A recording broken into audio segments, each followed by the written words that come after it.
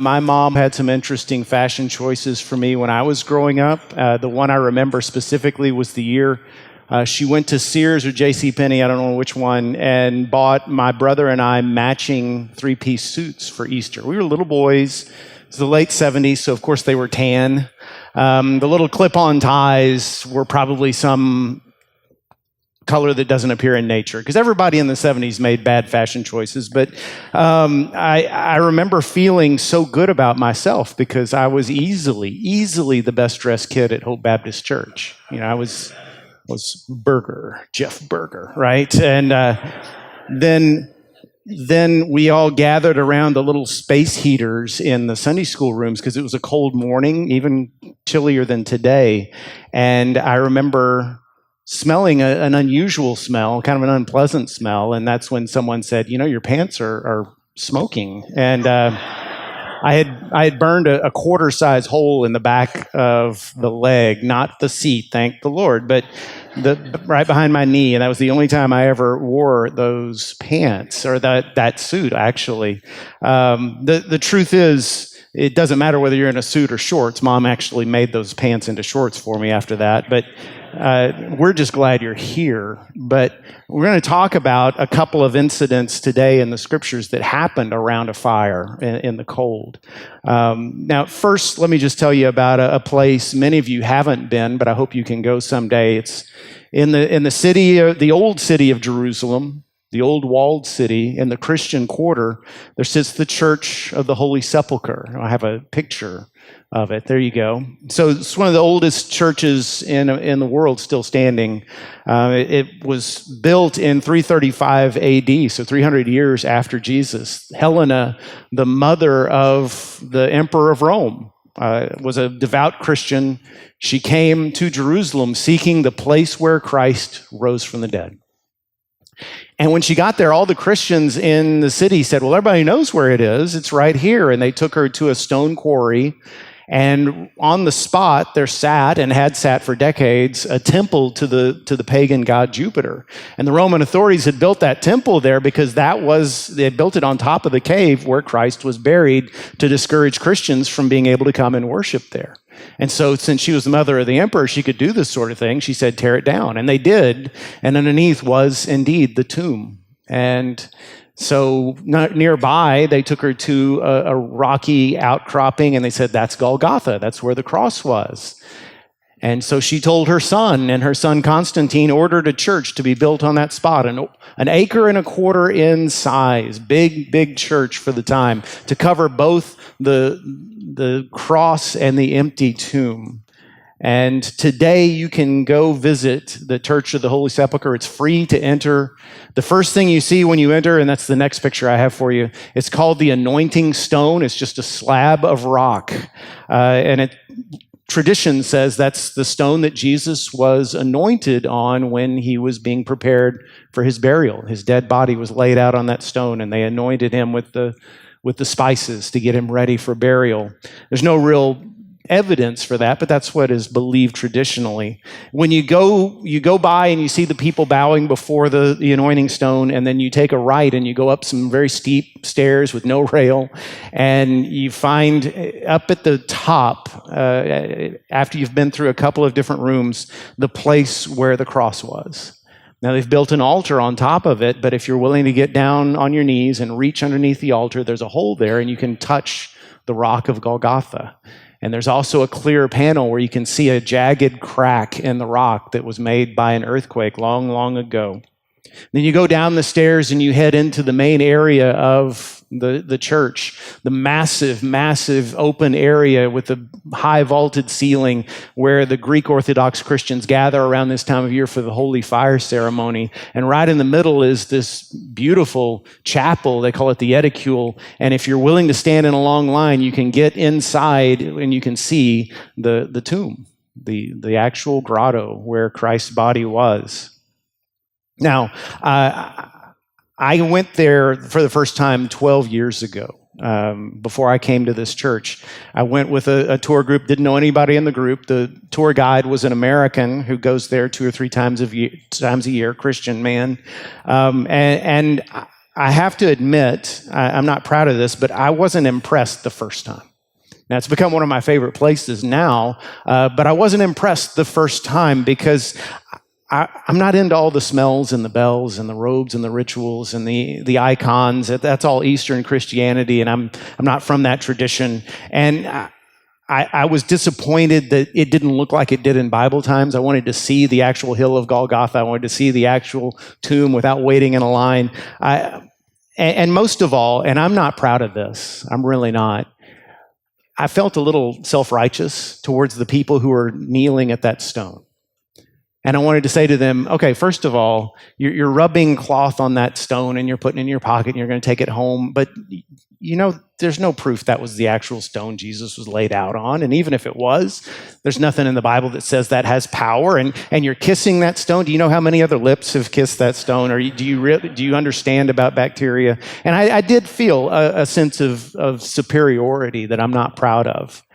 And then our guide said something that really put it in perspective for me and shifted my thinking. He said, sometimes when I'm here by myself, I like to go to the Church of the Holy Sepulchre early in the morning when it's just open. By the way, the church, the keys to the church are owned by a Muslim family. It's kind of an interesting story. I'll tell you some other time, but they've owned the keys since the Middle Ages. They were given to them by Saladin during the Crusades, and they unlock it every morning, first thing in the morning.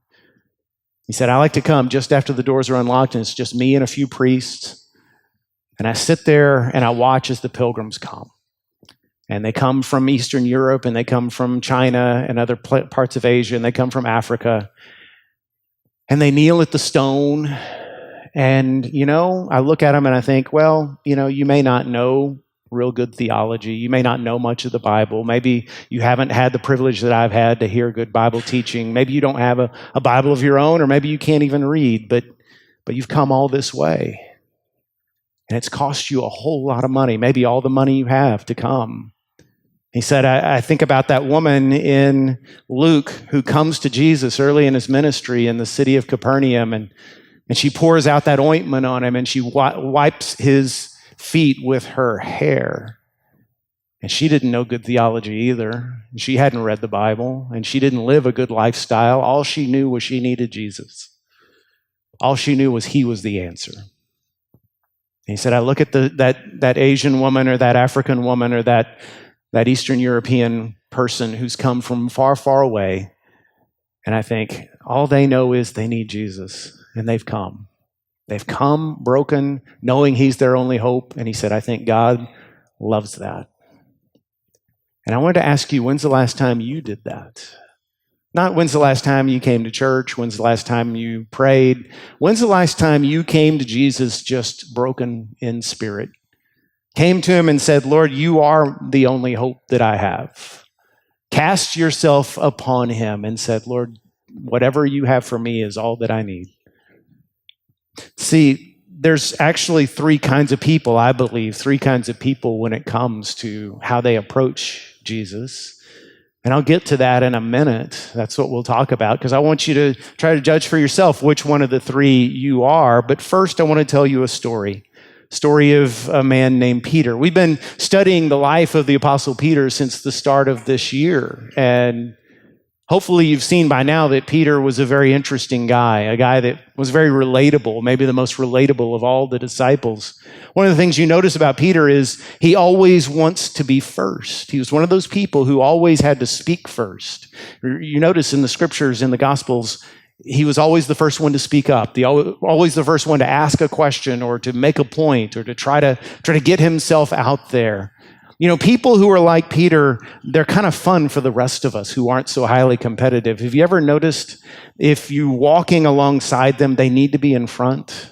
So what you can do is just walk just a hair faster, just be subliminally ahead of them, just slightly, and then they'll speed up, and then you speed up, and then they speed up. And then pretty soon you're sprinting, and it's exciting. And this is Peter. Peter's the first one to raise his voice, to give his opinion, to make a point. He's the one, when the storm hits and they see Jesus on the water, to say, Lord, I think I can do that too. If you call to me, I can walk to you. No, none of the rest were that bold. Sometimes his impulsiveness is good, like he's the first one to say of the disciples, Lord, you are the Christ, the Son of the living God. But then there comes that Passover when they're all gathered in Jerusalem, and Jesus says an awful thing. He says, this very night, one of you is going to betray me. And all of them go around the room and say, Lord, it's not me, right? Surely it's not me. But Peter has to top them all. He has to show, I'm the best. I'm the most loyal. I'm the most true. He says, Lord, even if the rest of them all turn away, I will never turn away. Even if I have to die with you, I will stay with you to the end. And Jesus looks at him in front of everybody. For a competitive person like Peter, this had to be just an awful experience. He looks at him in front of everyone and says, no, tonight, Peter, you're going to deny me 3 times. Deny 3 times that you even know me. And then the unthinkable happened. They went out to the garden and they prayed together. And of course, Peter felt guilty because he couldn't stay awake to pray with Jesus. And suddenly here comes that mob with Judas at the front. And they've got their torches and they've got their clubs and they've come to arrest Jesus. And Peter, he has to be the man in charge, right? He has to stand up and be the first among all. And he draws his sword and he attacks the first guy he sees and cuts his ear off. And Jesus says, put away your sword. I can call on legions of angels. I don't need your help. And he reaches down into the dirt and he picks up that little bloody piece of ear and reattaches it to the man's head. It's the only healed amputation in the scriptures, maybe the only one in all of history. Peter, at that point, his flight takes over his fight, and he, like the rest of the disciples, runs into the darkness.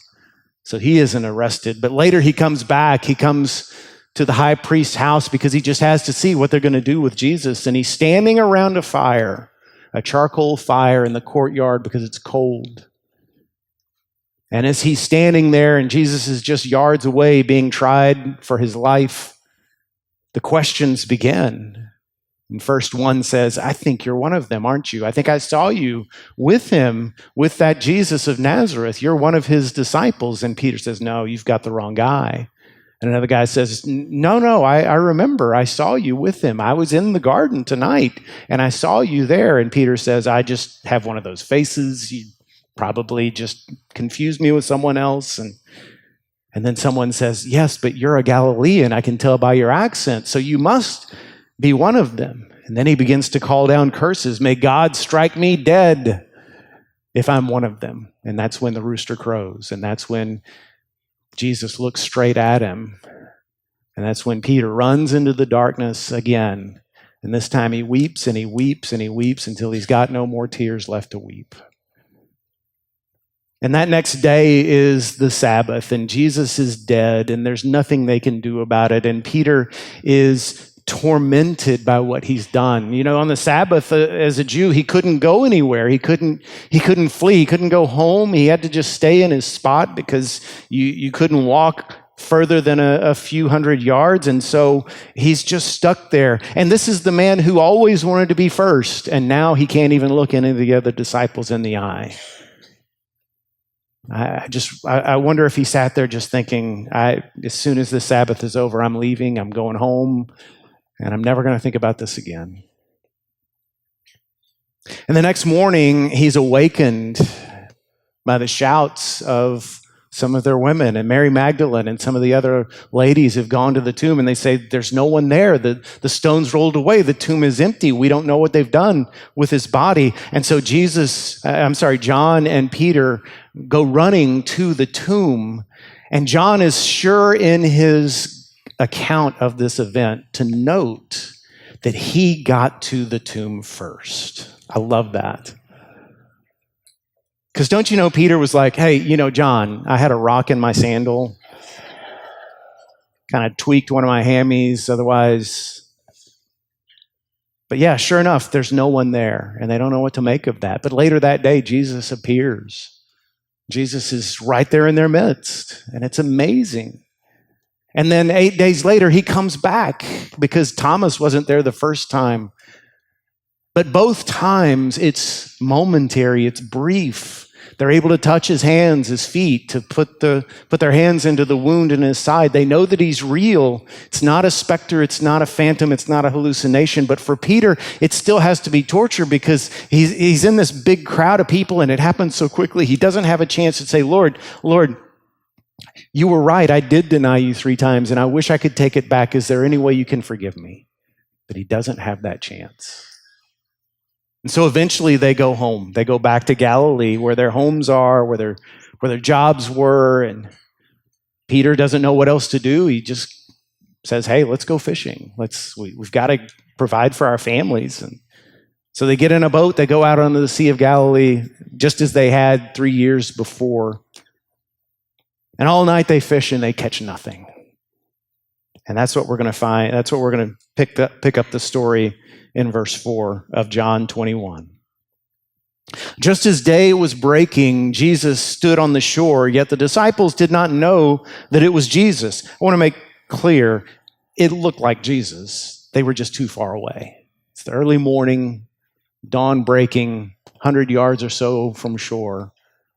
They couldn't tell who it was. Somebody walking along the coast. Verse 5, Jesus said to them, children, do you have any fish? They answered him, no. He said to them, cast the net on the right side of the boat and you will find some. So they cast it. And now they were not able to haul it in because of the quantity of fish. The disciple whom Jesus loved, that's John, therefore said to Peter, it is the Lord. When Simon Peter heard that it was the Lord, he put on his outer garment, for he was stripped for work, and threw himself into the sea. The other disciples came in the boat, dragging the net full of fish, for they were not far from the land, about 100 yards off. When they got out on land, they saw a charcoal fire in place with fish laid out on it and bread. Jesus said to them, bring some of the fish that you have just caught. So Simon Peter went aboard and hauled the net ashore full of large fish, 153 of them. And although there were so many, the net was not torn. Jesus said to them, come and have breakfast. Now none of the disciples dared to ask him, who are you? They knew it was the Lord. And so I want to make this point. When Judas realized what he had done in betraying Jesus, he went off and killed himself. When Peter sees Jesus, he runs to him. Now, actually not runs, he swims. He throws himself into the water. It's like Forrest Gump and Biola Battery getting to Lieutenant Dan, and that's a very dated reference. I'm sorry, but some of you will get it. Verse 15 says, when they had finished breakfast, Jesus said to Simon Peter, Simon, son of John, do you love me more than these? He said to him, yes, Lord, you know that I love you. He said to him, feed my lambs. And he said to him a second time, Simon, son of John, do you love me? He said to him, yes, Lord, you know that I love you. And he said to him, tend my sheep. He said to him the third time, Simon, son of John, do you love me? Now Peter was grieved because he said to him the third time, do you love me? And he said to him, Lord, you know everything. You know that I love you. Jesus said to him, feed my sheep. Now, I have zero doubt about this, that Jesus engineered this whole scenario. That when Peter showed up, he had that charcoal fire laid out to remind him of that charcoal fire in the high priest's courtyard. That he asked him those 3 questions, that question 3 different times, because Peter heard that question. You're one of them, aren't you? 3 times. And he asked him the question specifically, do you love me more than all the rest of these? Because he's getting to the root of who Peter's self-centered nature is. You know, do you still think you're the best? Do you still think you're better than everybody else? And now Peter is changed. He's been humbled. He doesn't rise to the challenge. All he says is, Lord, you know that I do. Jesus is telling Peter, I know what you did, but I still want you to feed my lambs. I know what you did, but it hasn't changed how I feel about you. I still love you. I still accept you. My plans for you haven't changed. And Peter was never the same after this day. Because after this, we see him preach on the day of Pentecost and 2,000 people get saved. We see him heal a crippled man on the steps of the temple and thousands more get saved. We see him stand boldly before the Sanhedrin, the same people who condemned Jesus to death. And now he stands in front of them and says, you can kill me if you want, but I have to obey God rather than men. We see him go and become the first of the disciples to preach to a house full of Gentiles in Caesarea, and he wins them to the faith. We see him write 2 letters of scripture, escape from jail miraculously twice, and die a martyr's death. And none of it would have happened if he hadn't come to Jesus when he was broken. Now, I mentioned at the first, there are 3 kinds of people when it comes to how we approach Jesus, and I want to tell you about those 3 and see which one you fall into, which one describes you. The first is the kind of person who views Jesus with a sort of cool intellectual detachment. And these are people who, some of whom look at Jesus and they say, that was a wonderful person, that was an amazing historical figure, and I admire his teachings and I admire his life, but I don't really think he's God. And others look at him as, well, he's the guy who started this movement that I think causes so much trouble in society today and is the root of so much evil. But either way, they never really give him a whole lot of thought. He doesn't really impact their lives in any profound or significant way. They just look on him with sort of a cool intellectual detachment, like you and I might look on Winston Churchill or Abraham Lincoln. And the religious leaders in Jesus' time were sort of like this. They didn't hate Jesus, unlike what a lot of people think. They didn't really give him much thought. He was a mild irritant to them at best. Now, the Pharisees out in Galilee, they stalked Jesus from day one, and they were constantly harassing him and accusing him and giving him a hard time. But these were Sanhedrin. These were Sadducees for the most part. These were people who had power in Jerusalem. And Jesus wasn't really much of a factor in their lives until he showed up that week and did his little number in the temple where he flipped over tables and chased out the money changers and got to their bottom line, and then they needed to get rid of him. I think a lot of people in this category would say, I don't have a problem with Christianity as long as you keep it to yourself. Believe whatever you want to believe, worship whoever you want to worship, just don't force him on me. And maybe you're like that. And if you are, I really want to thank you for coming today. I want you to know you're welcome here anytime. I want you to know that we're honored that you came just to be a part of this Easter service today.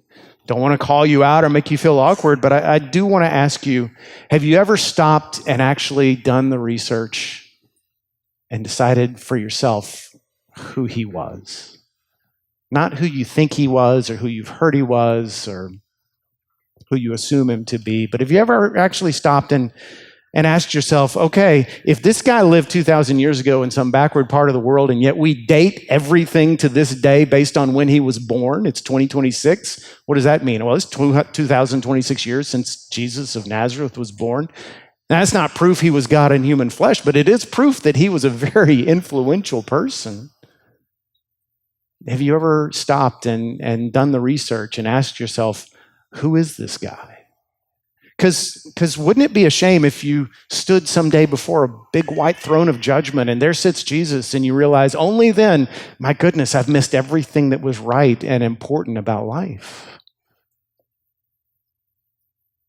So let me invite you, let me urge you to do that research, to study it, to think it through.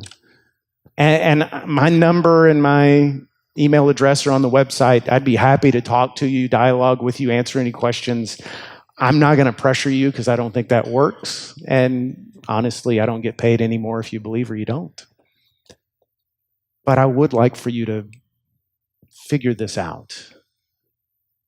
And that's my challenge, my encouragement to you. There's another category of people, and that is those who don't think Jesus could ever accept them. These are people who believe everything the Bible says about Jesus, believe he was the Son of God, that he died for their sins, that he rose on the third day, but they just feel they don't measure up. That Jesus looks at them and says, yeah, if you would get your act together, maybe, but they just feel too much shame. And you know what? If you're one of those people, I want to appreciate for a minute the courage it takes just for you to come to church, because you feel, no doubt, that maybe somehow we're going to figure out who you are, that you've got some shame, some mark on you that sets you apart from the rest of us. And I want to assure you that's not the case. But I do want to say that we look at Judas in the story of the Gospels as the villain of the story, but I see him more as a tragic figure. I see Judas, after he did what he did, which frankly, he had his reasons, and I think we've all, in our own way, betrayed Christ through our own sin. What Judas did afterwards was run away. He couldn't face Jesus again, and he took his own life, and I think that's tragic, because if he would have waited, if he would have come to Jesus after the resurrection, I guarantee you he would have been accepted. He would have been forgiven. And think about the testimony Judas would have had as someone who said, yeah, I betrayed Christ, and he received me back. Similar to the testimony of the Apostle Paul, for instance. And you say, well, how do you know that, Jeff? How do you know he could have been forgiven? I know it because, well, let me point this out to you.